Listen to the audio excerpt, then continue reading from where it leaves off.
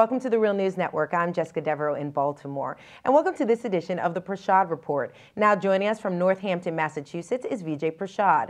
Vijay is the Georgia and Martha Kellner Chair in South Asian History and Professor of International Studies at Trinity College. His most recent book is The Poorer Nations, A Possible History of the Global South. And he's a regular contributor to the Real News. Thanks for joining us, Vijay.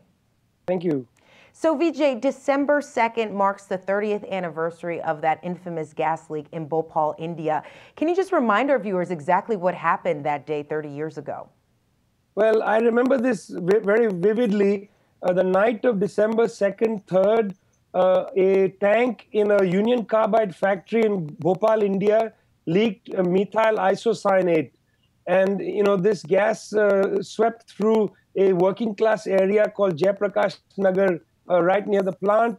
Eventually, tens of thousands of people would be killed, 500,000 people affected. It was the largest chemical industrial accident in India till then, and in fact till now.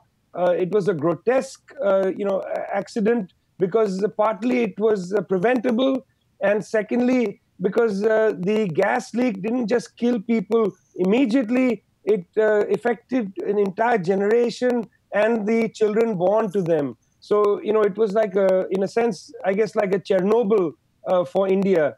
And it's important to recognize that this gas leak took place at a factory, Union Carbide, which was owned by an American company. They owned more than 50% of the stake in this factory. There was an Indian minority holder, but it was essentially an American firm. And just before the accident, so-called accident, took place in 1984. Just 2 years before, in 1982, there had been a study done of the plant. The Indian government had been involved.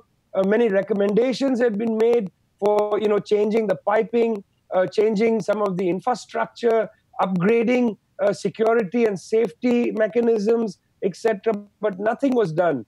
And, it was, in that sense, it was almost an industrial crime. And because it was an industrial crime, the local authorities moved very quickly. They put out arrest warrants for the important leadership of the factory. People were arrested, including in 1985, the CEO of Union Carbide, an American businessman by the name of Warren Anderson. But through various mechanisms, he was able to post bail, and he left India in 1985. And wasn't this Warren Anderson, didn't he recently pass, Vijay? Yes, so Warren Anderson died, just about a month ago. Now, it's important. For 30 years, there has been an arrest warrant for Mr. Warren Anderson for essentially culpable homicide. I mean, there was enough evidence to show that the Union Carbide had been very negligent in its procedures, and this negligence, at least the Indian government had suggested at the time, went all the way to the top. So the actual warrant was for culpable homicide, not amounting to murder. In other words, Warren Anderson didn't directly murder anybody, but indirectly, their kind of negligence killed tens of thousands of people. And you have to remember, it's grotesque. He posted a bond of $2,000 when he left India.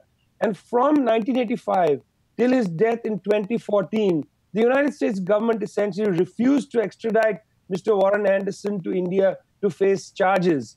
In fact, quite disgustingly, in the last 20 years, as the Indian government has tried to come closer to the American government, there's been ample evidence of the Indian government, colluding with the American government to prevent Mr. Anderson coming to justice in India. In other words, there's evidence that a particular ambassador from India was working with some Indian industrialists to suggest that if India didn't push very hard to extradite Warren Anderson, it meant that India would treat American business with kid gloves, and therefore Americans should invest in India.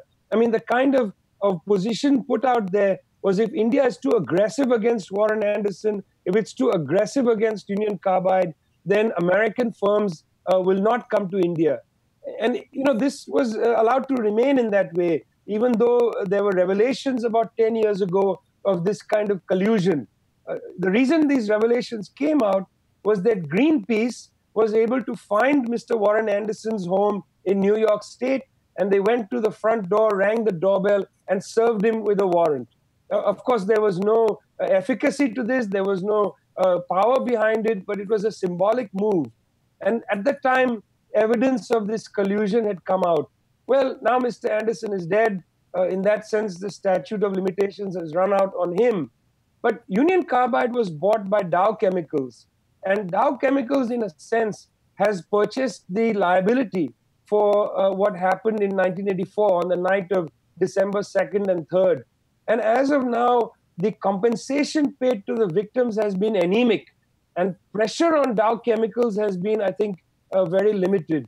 So this is a very sad story. It's been going on my entire, adult life. A generation of Indians were radicalized by the grotesqueness of Bhopal. We were in college when this happened, and it was unbelievable to see the level of callousness by the authorities, the callousness by the United States government. And of course, nothing has come of it since then. All right, Vijay Prashad, thank you so much for that update. And we look forward to having you back on real soon. Thanks for joining us. Thank you so much. And thank you for joining us on the Real News Network.